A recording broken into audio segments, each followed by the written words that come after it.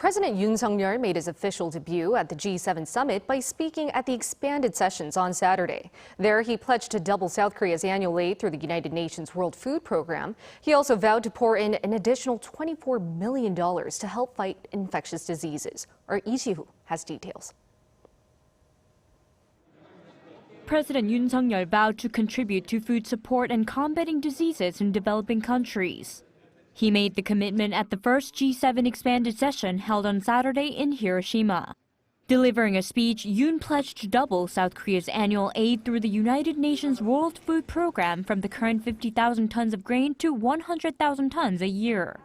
Yoon also vowed to help expand the ASEAN +3 emergency rice reserve through which the group of Southeast Asian countries plus South Korea, China, and Japan has been helping out countries experiencing food crisis.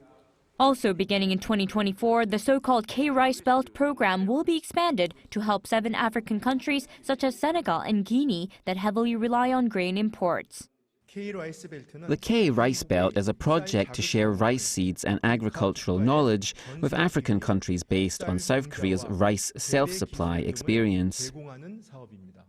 South Korea will also contribute to combating infectious diseases in developing countries, providing an additional $24 million to the Coalition for Epidemic Preparedness Innovations.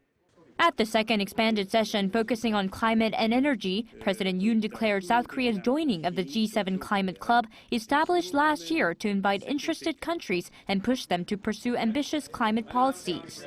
The presidential office said that this shows South Korea's will to actively participate in global decarbonization efforts. Yoon also said that the 5th meeting of the Intergovernmental Negotiating Committee to develop an international legally binding instrument on plastic pollution will take place in South Korea in the second half of 2024. Meanwhile, the third expanded session of the G7 on Sunday focuses on global peace and stability. With President Zelensky participating, all eyes are on what remarks will be made by President Yoon regarding the crisis in Ukraine.